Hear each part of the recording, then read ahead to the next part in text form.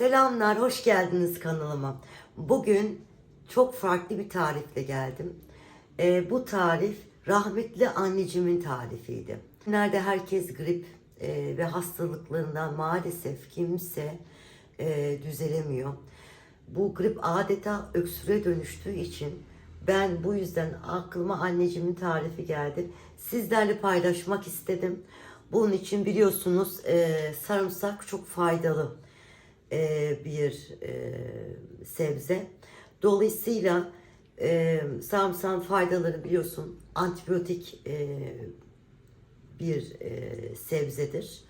Dolayısıyla kolesterol çok iyi geliyor. Karaciğerleri düzenliyor. Saçlarımıza parlaklık veriyor. Yani o kadar çok faydaları var ki anlatmakla bitmez. Öyle söyleyeyim ben size.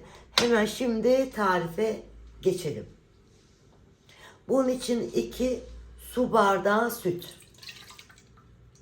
Bardak ölçüsü 200 milimlik kullandım ben. 1 su bardağı da su ilave ediyoruz.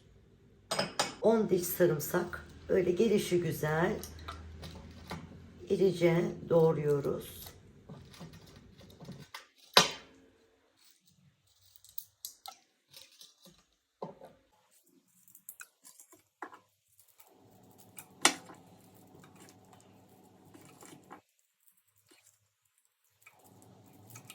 Sarımsakları da içine doğradık ve şimdi ocağa alıyoruz.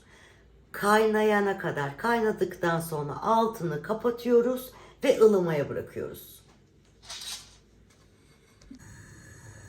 Evet, karışımımız kaynama noktasına geldi ve şimdi altını kapatıyoruz. Ilınıncaya kadar bekliyoruz. Evet, sütümüz bu şekilde ılındı. Ilındıktan sonra kevgirden geçiriyoruz.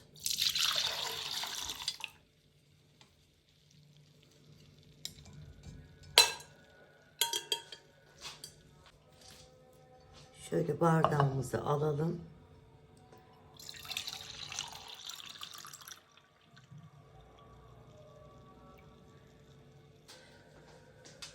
Evet, çok acı da gelebilir size tabii ki. Acı gelirse eğer benim gibi şöyle bir tatlı kaşığı balı içine alıp karıştırabilirsiniz.